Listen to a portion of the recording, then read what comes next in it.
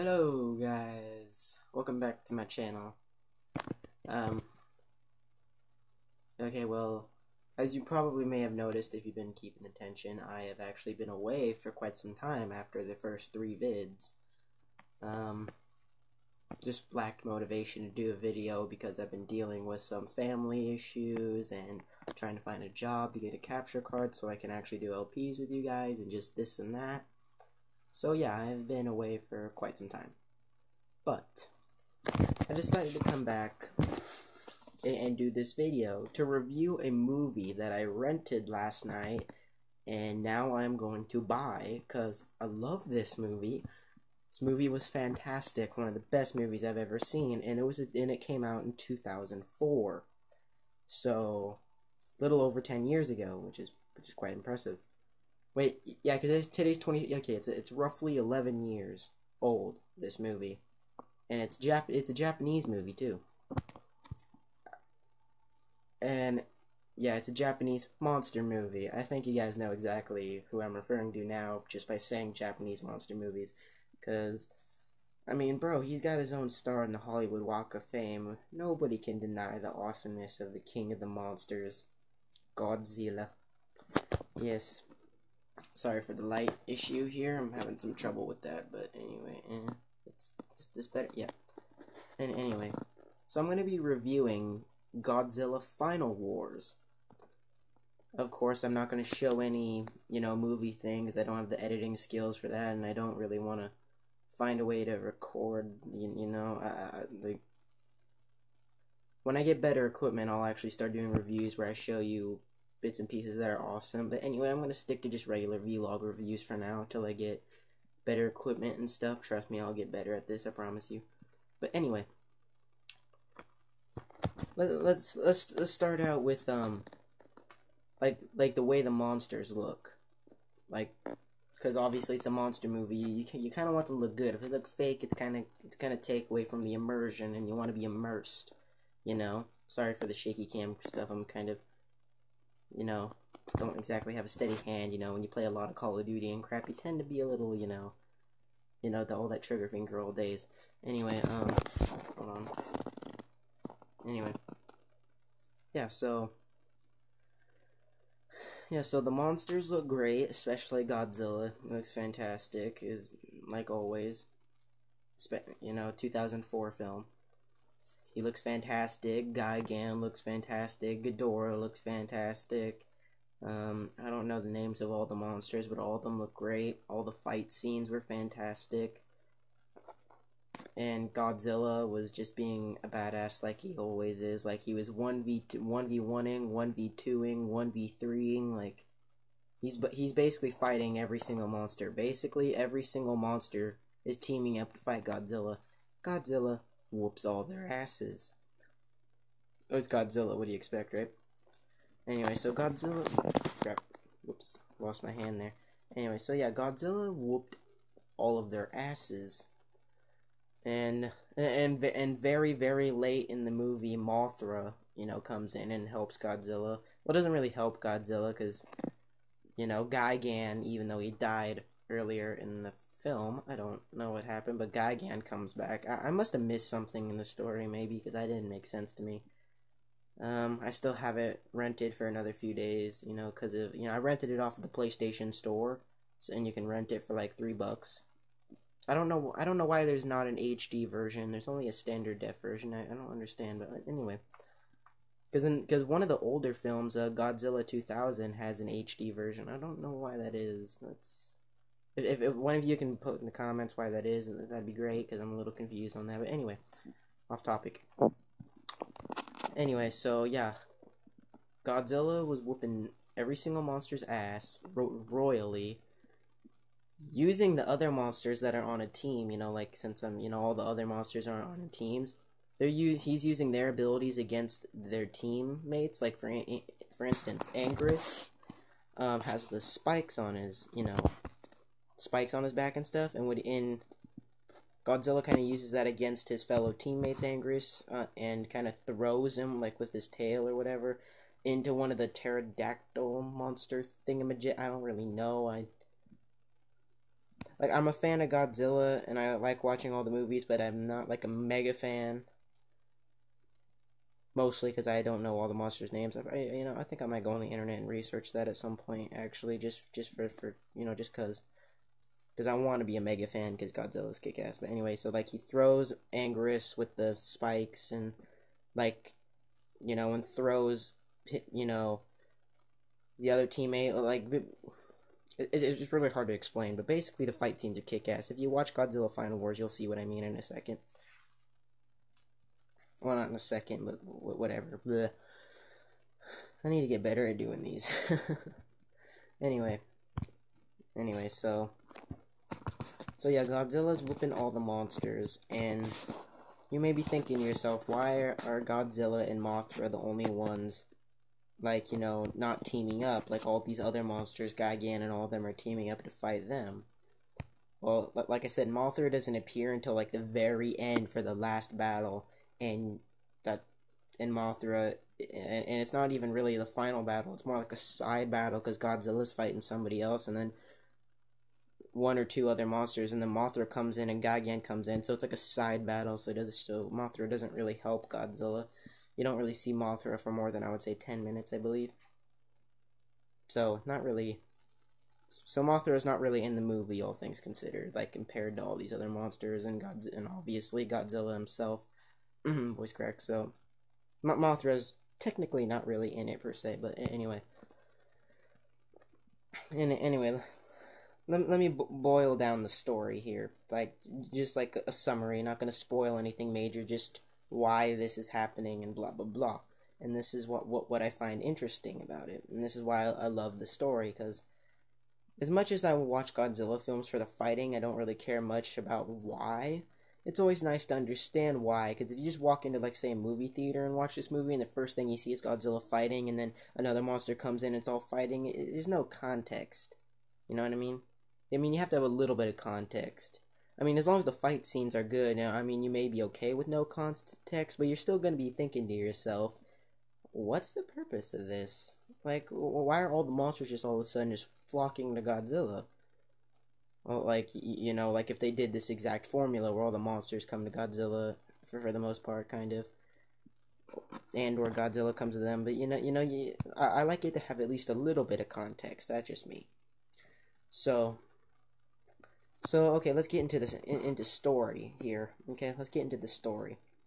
The story boils down to is that the very first thing you see before the opening credits is Godzilla is in the South Pole, and it's actually a really fast scene, so I kind of missed some of it a little bit, kind of. But basically, like a missile and everything, and like the army is fighting Godzilla, of course. And they actually managed to sink him into the South Pole, like they sink him, like they shoot missiles at the ground, and like you know what I mean, so that like a cave in kind of, and then they make a base surrounding Godzilla, trying to keep him asleep and everything, and they call it Area G, like Godzilla, like Area G, and I guess years later, after the opening credits, what you have is that aliens, or Exilians, if I'm pronouncing that right. It's like instead of aliens, it's like Exilians or something like that. I don't know if I'm pronouncing that right. Oh well, as long as you get what I mean. Like, this alien race comes to them and says that they're peaceful and blah blah blah, because like right before the aliens became, like before we humans became aware they were here, they actually sent down the monsters. You don't find this out till later in the movie. But basically they use that ruse and say, dude, we got rid of the monsters for you, like we come in peace and blah blah blah, and they have a secret agenda. Or at least one of them does. And it kind of gets his way to a degree, but anyway. Alright, so these Exilians come to Earth, and like they're trying to be peaceful, and they actually take some of some fellow humans onto the ship, and you don't find this out, because at first I was a little confused until like the end of the movie. Then it kind of made sense. they didn't explain it too well, but it well enough to where you're like, oh, okay, that makes sense. Okay, but basically they, under the guise of peaceful negotiations, they bring a few humans, just a few, like three, and they already brought another one. Unbeknownst to them, they already brought another one on the ship, and I guess they cloned him or whatever, and made Exilians out of them because obviously, Japanese, they make the aliens look like humans until you kill them, and then they kind of show their true form. But anyway, but still, not really many of that, really. No. And there's also mutants, like humans that are, mutants and they're stronger, blah blah blah. It's kind of a weird flick, because I found out about this film a long time ago, and he said it was one of the weirdest films he watched. It was like, this and that, and he said it was actually turned out to be pretty good though. Like, yeah, it is really weird film. It really is. But to be fair, it's Japanese, so. Like, I mean, seriously, with Japan, like, I mean, they do a lot of weird stuff, like with their animes and, this and that. If you're a fan of anime like myself, you'll understand what I mean. Just the Japanese people are weird. But I applaud them because the fact that they're weird makes them amazing, because they do all the kind of crap that America be like, no, and so they got some serious balls, to do a lot of the things, and it results in entertainment more so than a lot of American shows. Like, because not only, like with anime, is it more detailed, it's got way better stories and stuff than, like our American animated TV shows. So I applaud you, Japan, and you have the best freaking monster movies. Just clap. I'm kind of holding my tablet, so I'm just pretend I'm clapping, like, Anyway, I applaud you, Japan. You're badass. There's so much entertainment for the Americans. I love America. I'm a nationalist. America, I think, is the best country, but when it comes to certain things, I will fully admit, and I'm proud to admit, fuck America, go Japan. Anima. That's the name of an Aeon. Why did I say anima? No, anime and monster movies, go Japan. Fuck America. No offense, America. Love you. Anyway, back to the story here. I keep getting off track, but anyway. Oh well. I'm having fun here. I'm not trying to be serious here, but anyway. Yeah, so basically they make clones or whatever. They didn't explain it too well. Either that or I missed it. I'm gonna watch it again today, and maybe I'll do another update video if I catch on to it.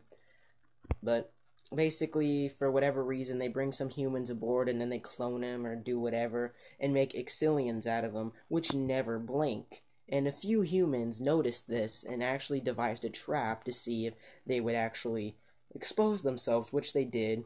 And then, we humans found out, and then we confronted them, and then this student or whatever, like this Exilian, like he had a master or whatever who was trying to keep the ruse going, like, hey, well, we didn't know about her or whatever. And of course, this is like kid, or I really don't understand exactly. Again, I'll watch it today. There's a few things that kind of went over my head, but I think I was fanboying too much to really get the message in, and because I was fanboying hardcore because I was so excited. So yeah, but he killed his mentor or whatever, and then he admitted that we control the monsters and even the mutants because of the thing called M-base. Like, if any of you study genetics or anything, you know how we have 4 bases in our DNA, like thymine, adenine, and, all these. Well, mutants and pretty much all of the monsters, except for Godzilla and Mothra, have M-base, and that's what allows the Exilians to control the mutants, except for one, which, again, I don't want to spoil it, watch the movie, but basically, it results in a badass freaking alien mutant fight. And it's very entertaining, it's very entertaining. Like, this one mutant is immune, and he's called a Kaiser, which basically means you have immense power, and apparently mutants are, like, ancestors of the alien. I don't really know. Like, it comes so fast, it's really hard to comprehend. It really is. But just watch the movie. Maybe it'll make more sense, and I'm gonna watch it again today and see if I can, make more sense out of it now that I'm kind of done fanboying and I've seen it, and now I can kind of analyze it a bit better, instead of just, watching it kind of. So, anyway, so Godzilla, this one mutant, and Mothra, what little you see of Mothra, like maybe 10 minutes, are essentially immune to the alien manipulation. Mothra and Godzilla, because they don't have M-base, and the one mutant that does have M-base is just uber powerful. And by the end of the movie, he, realizes his power and actually gains control over it and kicks alien ass. When the alien was kicking the hell out of him earlier, and then all of a sudden he just got power, and it's... Watch the movie. It's very entertaining. It's hard to explain, but it's entertaining as hell. And that's what you watch a movie for, right? Is to be entertained, So, anyway, yeah, so all these monsters, because of the M-base, are being manipulated and controlled by the aliens, and when this alien killed his master or mentor, and then he released all of the monsters and controlled all of the mutants except for one, and then another mutant who was controlled and then got beat the hell out of, and then he regained control, and, so... But yeah, so there's two mutants, a couple humans, that, confronted the aliens but made it out and didn't die by the horde of mutants, and one of the dudes made a suggestion too, because all of civilization's down, there's not really any army. He said it himself, there's no more civilization, because basically the entire Earth at this point has been destroyed. Not like destroyed as in the planet's gone, but I mean like civilization, like there's nothing. There's legitimately nothing. Because there's monsters like in Australia, United States, everywhere. Just everywhere. So this captain was like, we need to go here. Like he just pointed, and then all these guys on the ship called the Go Tango, I believe it was, or yeah, it was the Go Tango. It recognized where he was pointing was like Area G, and then this one guy was like, "Are you suggesting that we wake Godzilla or something like that?" And basically, he explained what his thinking was, and everybody was on board, and they went and woke up Godzilla, and as they're going to get Godzilla, Gigan comes in, and I'm not going to spoil the what exactly happens, but basically Godzilla wakes up and just fucks shit up, and also goes to Australia, Sydney, Australia to be specific, I wonder if any of you have seen Godzilla in 1998, with the American one, where he was a freaking lizard, and didn't even have his atomic breath in any way, and it had this one guy, Dr. Totopoulos or whatever. I think if you guys have seen it, you know what I mean. Funny story here, for those of you that don't know, you guys do know this, that's great, Godzilla fans, yay. Toho, the Japanese company that makes the Godzilla movies, bought the rights to that Godzilla and went, no, that's not Godzilla. No, that's no. And basically went, no, you just fucked up Godzilla. No, that's not happening. They bought the rights, and apparently Godzilla Final Wars, the movie I'm reviewing, this is the last Japanese-led movie made about Godzilla, and basically Godzilla goes to Sydney, Australia, and Zilla is there. Zilla didn't even last 10 seconds. He just died. It was like, if any of you are Godzilla fans like I am and have seen Final Wars and a few others and then saw that movie with the American remake and you're like, what the hell, no. That was ultra satisfying to see that Godzilla get, screwed up and dead, and it was satisfying for me, and I was like, that was one of the best parts of the movie. Not the best part, but it was up there, because it's like, oh, finally. And it's also funny, because the Japanese people are basically saying, fuck you, America. And it's funny. Because, like I said, Japanese people are ballsy little motherfuckers. It's very, very entertaining, very fun. And after, I would say, the first half hour, where, it's spouting exposition, explaining why the aliens are here, and finding out their ruse, and explaining why this is happening, why the monsters, after some, because I like it when a movie does this rather than jump into the fighting, gives you some backstory and understand, so you understand, and it makes you go like, oh, okay, So if you can bear with the first half hour, because it can be a little boring to a degree if all you're wanting is the fighting.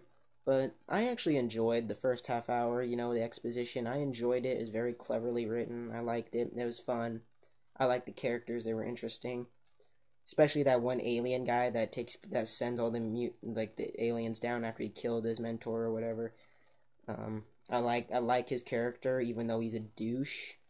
But it's how he does it is just as entertaining. So all the characters are interesting. All the monsters look great. The backstory explaining why the monsters are fighting are great. Just everything about the movie is fantastic. The animations are great, like his atomic breath, obviously. The monster battles are fantastic. 1v2, 1v3, 1v1ing. I think the last monster fight with King Ghidorah and Godzilla was fantastic because Ghidorah was about to freaking. Actually, I'm not going to spoil it. Just watch it. I'm not spoiling it. But if any of you, if you're watching this, I'm gonna safely assume you're a Godzilla fan, and if you aren't, shame. He's a pop culture icon. He's literally got his own star in the Hollywood Walk of Fame. Voice crack. No joke. You can look it up. It's legit. He's been around for like 70 years and still going strong. So if that's not a pop culture legend, I don't know what is. That's like seriously. This is like Michael Jackson if he was a monster. Like this is like Michael Jackson status. Actually, not even better than Michael Jackson status. Michael Jackson, the pop culture. Yeah, but this is.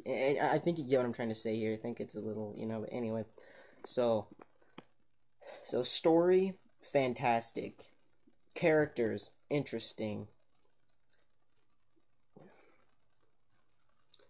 I just woke up a little bit ago, so I'm kind of making this video straight out of bed. That's kind of why, if you haven't noticed, my hair is a little screwed up. Anyway, so forgive me if I'm a little. So let me do this again. Characters interesting, and the development are great. Monsters look fantastic. The monster battles are amazing. The alien mutant fight, great. The story is great. Everything is great, especially when I believe it was a low budget film. Because it kind of looks low budget a little bit, like it's not the greatest quality you see, but to be fair, it is a Japanese movie. A lot of Japanese movies aren't exactly high quality, at least from what I've seen. I may be wrong, but there are some really good Japanese movies out there. Anyway, but yeah, everything about this movie is fantastic. Story, characters, the monsters design, the fighting, the iconic Godzilla roar. It's fantastic. And you see a little bit of Godzilla's, emotional side, because he actually was about to just go stomp on some humans after all the monsters died and all this and that. And, like, I don't really want to spoil it, but basically, for a specific reason, if you watch it, you'll understand. He turns his back and decides, no, I'm not going to kill them. And he kind of seems a little sad at it for some reason. It's kind of hard. It's kind of hard to tell because the Godzilla face, but he just turns his back and goes like, "No, I've had my fair share," because he's been battling nonstop for the entire movie after like the first half hour, because it's roughly a 2-hour movie. It's just under 2 hours. Like so, yeah. So it's basically an hour and a half of fighting. It's very entertaining.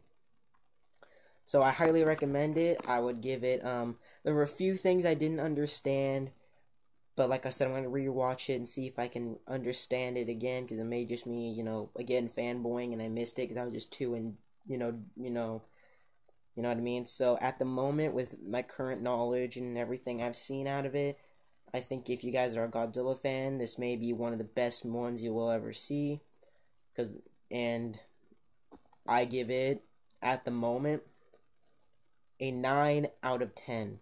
It would be a 10 out of 10 if those few things got explained and I fully understood it and just, but at the current moment, no. But with everything else that it gets right, and how badass the fighting is. And there's actually human on alien fighting. Like there's this one human with a freaking sword, just goes ultra badass.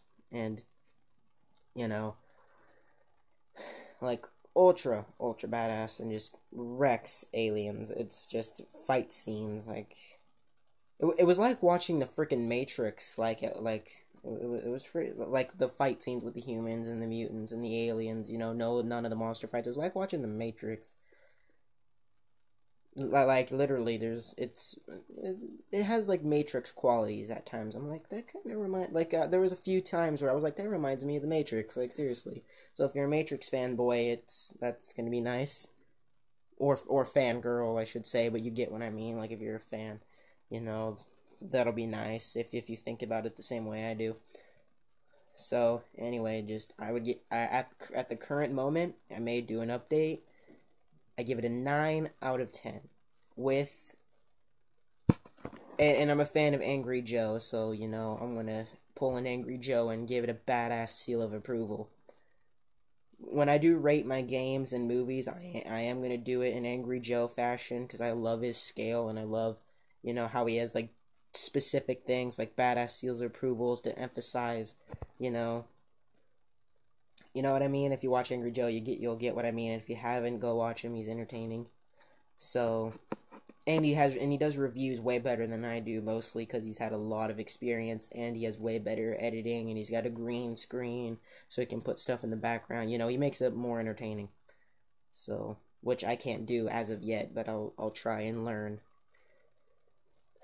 But anyway, so I will do my reviews in Angry Joe fashion in terms of scale. Like, with the seals and all that. But yeah, at current moment, 9 out of 10 with badass seal of approval. Maybe a 10 out of 10 after I rewatch it. May rewatch it a third time too, because the replayability is excellent. It's just amazing. Just wanted to watch it again after I was finished. I wanted more. So yeah, highly recommend it. If you're a Godzilla fan, this may be quite possibly the best one. At least for me it was, because I haven't really seen a lot of them. Because I've only seen, like, maybe one other.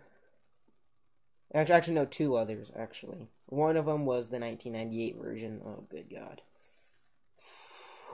Anyway. So, yeah. Like, for me, it was the best one, so.